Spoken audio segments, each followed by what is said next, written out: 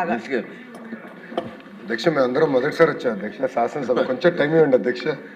అంటే సీనియర్లు కాదు అధ్యక్ష, 2 hours చేయాలండి. ఇప్పుడు అది మీ చేతుల్లో ఉంది అధ్యక్ష. అధ్యక్ష ఇప్పుడు హైయర్ ఎడ్యుకేషన్లో అధ్యక్ష ఇంజనీరింగ్ ఎంత కీలకమో పాలిటెక్నిక్ ఐటీఐ డిగ్రీస్ కూడా అంతే కీలకం అధ్యక్ష. ఎందుకంటే ఈరోజు ఆంధ్ర రాష్ట్రంలో పెద్ద ఎత్తున పెట్టుబడులు వస్తున్నాయి.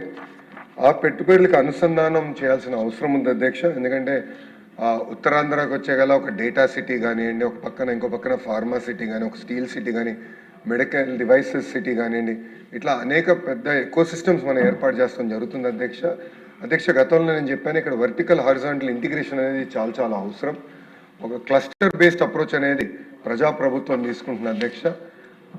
క్లస్టర్ బేస్డ్ అప్రోచ్ అంటే ఒక సెక్టర్ తీసుకుంటే అది ఒక ప్రాంతానికి రావాలి, దానికి కావాల్సిన అనుబంధ పరిశ్రమలన్నీ ఆ క్లస్టర్లోకి తీసుకురావాల్సిన అవసరం ఉంది అధ్యక్ష. అది వర్టికల్ అంటాం. హారిజాంటల్ ఇంటిగ్రేషన్ వచ్చేగల విద్యాశాఖ చాలా కీలకమైన పాత్ర వహిస్తుంది అధ్యక్ష. కావాల్సిన కోర్సెస్ తయారు చేయాలి, కావాల్సిన ఎక్విప్మెంట్ తయారు చేయాలి, అదేవిధంగా మార్కెట్తో మాట్లాడి కంపెనీస్తో సంప్రదింపులు చేసి వాళ్ళకి కావాల్సిన స్కిల్ సెట్ ఎక్విప్మెంట్ అక్కడ ఉన్న పాలిటెక్నిక్స్ కానీ ఐటీఎస్ కానీ డిగ్రీ కళాశాలలో ఏర్పాటు చేయాలి లక్ష్యంతో మేము పనిచేస్తున్నాం అధ్యక్ష. అధ్యక్ష మీరు చూస్తే ఇప్పుడు ఇక్కడ అదితి గజపతి రాజు గారు చెప్పిన గవర్నమెంట్ పాలిటెక్నిక్ అధ్యక్ష ఎంఆర్ఐజిఆర్ పాలిటెక్నిక్ విజయనగరం అధ్యక్ష, ఇది 1982లో స్థాపించడం జరిగింది అధ్యక్ష. అది ఆనాడు మనం చూస్తే ఆనంద గజపతి రాజు గారు బిల్డింగ్లు కానీ భూమి కానీ వాళ్ళు ఆ రోజు ఇష్టం జరిగింది అధ్యక్ష. 2003లో అంటే తెలుగుదేశం పార్టీ అధికారులు ఉన్నప్పుడే 20,000 స్క్వేర్ ఫీట్ అదనంగా అక్కడ భవనాలు కూడా అశోక్ గజపతి రాజు గారు కట్టిస్తాం జరిగింది అధ్యక్ష. గౌరవ ముఖ్యమంత్రి చంద్రబాబు నాయుడు గారు ఆగస్టు 2018లో అధ్యక్ష 25 పనులకి 16 గవర్నమెంట్ పాలిటిక్స్లో ప్రత్యేకంగా ఆనాడు కేటాయిస్తాం జరిగింది అధ్యక్ష. కానీ ప్రభుత్వం మారే గల ఆ వర్క్స్ అని క్యాన్సిల్ చేసి ఎక్కడ పనులను కూడా ఆపేస్తాం జరిగింది అధ్యక్ష. నేను గౌరవ సభ్యురాలు తెలియజేసేది ఒకటే అధ్యక్ష, క్లస్టర్ బేస్డ్ అప్రోచ్కి వెళ్తున్నాం కనుక సబ్జెక్ట్స్ అన్ని మేము రివ్యూ చేస్తున్నాం, మార్కెట్ లింకేజ్ మేము రివ్యూ చేస్తున్నాం అధ్యక్ష. తప్పనిసరిగా మీరు ఏదైతే ఇన్ఫ్రాస్ట్రక్చర్ కోరారో వచ్చే సంవత్సరం శాస్కి కింద ఆ పనులన్నీ కూడా పూర్తి చేస్తామని గౌరవ సభ్యురాలకి నేను తెలియజేస్తాం జరుగుతుంది అధ్యక్ష. క్వశ్చన్ నెంబర్ 1453 రామానాయుడు గారు. ధన్యవాదాలు అధ్యక్ష. మొదటి ప్రశ్నకు సమాధానం అవునండి.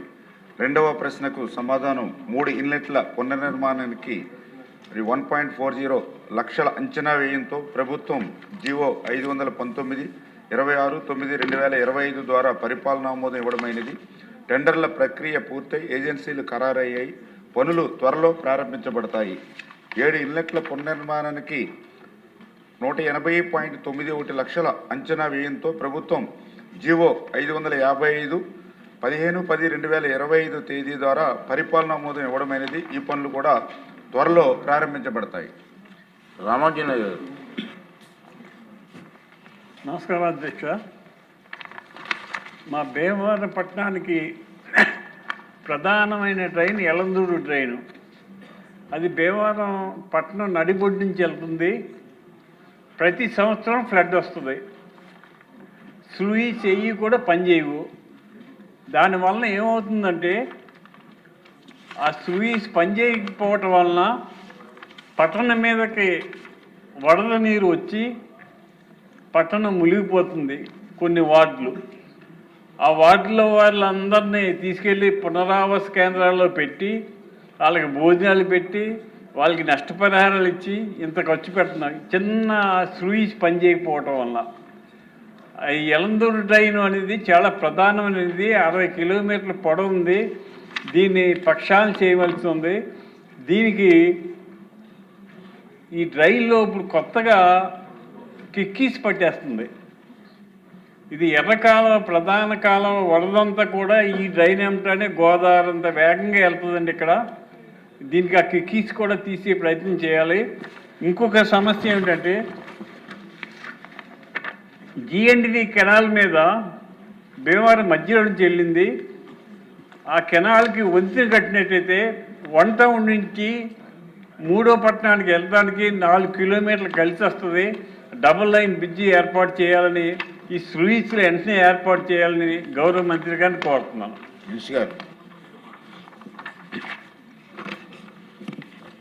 ధన్యవాదాలు అధ్యక్ష. యనమరుదూరు డ్రైను మన ఉమ్మడి పశ్చిమ గోదావరి జిల్లాలో అటు ఏలూరు జిల్లా జంగారెడ్డిగూడెం దగ్గర ఎర్ర కాలువగా 120 కిలోమీటర్లు, అదేవిధంగా దిగువ భాగాన నందమూరి అక్వడేట్ నుంచి పాతపాడు ఉప్పుటేరులో కలిసేటువంటి విధంగా 65 కిలోమీటర్లు, మొత్తం 185 కిలోమీటర్లు ఉన్నటువంటి ఎర్ర కాలువ మరియు అది ఏదైతే ఈ యొక్క యనమదురు డ్రైన్ అధ్యక్ష. ఈ యనమదురు డ్రైన్ అనేది ఈ యొక్క పశ్చిమ జిల్లాలో మెయిన్ డ్రైన్గానే ఉన్నటువంటి పరిస్థితి. ఇది ప్రస్తుతం డిజైన్స్ ప్రకారం చూసినట్లయితే 23,000 క్యూసెక్ల నీరు సామర్థ్యం ఉన్నటువంటి పరిస్థితుల్లో ఫ్లడ్స్ వచ్చినప్పుడు ఇది 30,000, 35,000 ఫ్లడ్ క్యూసెక్ల నీరు కూడా వస్తున్నటువంటి పరిస్థితి అధ్యక్ష. దీనికి ప్రధానంగా ఏదైతే గౌరవ సభ్యులు చెప్పినట్లుగా ఈ యనమదురు డ్రైన్కి సంబంధించినటువంటి ఇన్లెట్స్ అంటే చూస్తే మరి మొత్తం 54 ఇన్లెట్స్ ఉన్నాయి అధ్యక్ష. 54 ఇన్లెట్స్లో అందులో 46 శిథిల వ్యవస్థలో ఉన్నటువంటి పరిస్థితి అధ్యక్ష. కేవలం 8 మాత్రమే వర్కింగ్ కండిషన్లో ఉన్నటువంటి పరిస్థితి అధ్యక్ష. మరి ఈ రకంగా ఈ మేజర్గా 90% ఇన్లెట్స్ పనిచేయకపోవడం వల్ల ఈ ఫ్లడ్ హెవీగా అంటే దీని సామర్థ్యాన్ని మించి ఫ్లడ్ వస్తున్నప్పుడు ఆ ప్రాంతం అంతా కూడా మరి ఇక్కడ పట్టణం కానీ అదేవిధంగా ఏదైతే ఈ యొక్క పొలాలు కానీ ఇవన్నీ కూడా ముంపుకు గురవుతున్నటువంటి పరిస్థితి అధ్యక్ష. మరి దాన్ని దృష్టిలో పెట్టుకుని ఈ ప్రభుత్వం అధికారంలోకి వచ్చిన తర్వాత ఈ యొక్క O&M వర్క్స్కి ప్రాధాన్యత కూడా ఇస్తూ, ఎందుకంటే మనం చూసాం ఆ రోజు 2019, 2024 5 సంవత్సరాల్లో ఆ రోజు ఎక్కడ కూడా O&Mకి సంబంధించి అంటే డీసిల్టింగ్ కానీ లాకులకు కానీ షట్టర్స్ కానీ రోప్స్ కానీ 5 సంవత్సరాలు ఎక్కడ కూడా ఒక్క రూపాయి కూడా O&Mకి ఇవ్వనటువంటి స్థితిలో 2024లో మన ప్రభుత్వం వచ్చిన తర్వాత ఆ పనులన్నీ కూడా మనం చేయవలసినటువంటి బాధ్యత బరువు పెరిగినటువంటి పరిస్థితి అధ్యక్ష. దాన్ని దృష్టిలో పెట్టుకుని మన ప్రభుత్వం అధికారంలోకి వచ్చిన తర్వాత మొదటి సంవత్సరంలోనే ఏదైతే జీవో 65 ద్వారా 79 కోట్లు 284 కోట్లు, అదేవిధంగా జీవో 269 ద్వారా 344 కోట్లు, అదేవిధంగా జీవో 569 ద్వారా 74.79 లక్షలు అంటే మొత్తంగా మొదటి సంవత్సరంలోనే ఈ కూటమి ప్రభుత్వ అధికారులకు వచ్చాక మొదటి సంవత్సరంలోనే 10,310 పనులకు 708 కోట్ల రూపాయలు నిధులు మంజూరు చేశాం అధ్యక్ష.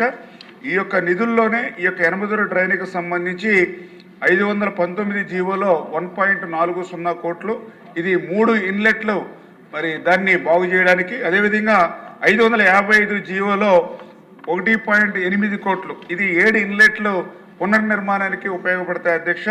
ఈ రకంగా 10 పునర్నిర్మాణం ఈ మొదటి సంవత్సరంలో టెండర్ల ప్రక్రియ చేసి ఇది పూర్తి చేస్తున్నాం అధ్యక్ష. మిగిలినటువంటి బ్యాలెన్స్ ఏవైతే 36 ఉన్నాయో అవి కూడా మరి త్వరలోనే ఎస్టిమేషన్ వేసుకుని దాన్ని కూడా మరి పనిచేయడానికి ముందుకెళ్తామని చెప్పి మీ ద్వారా తెలియజేస్తున్నాం అధ్యక్ష. క్వశ్చన్ నెంబర్ 1231 ఇరిగేషన్ మినిస్టర్ గారు.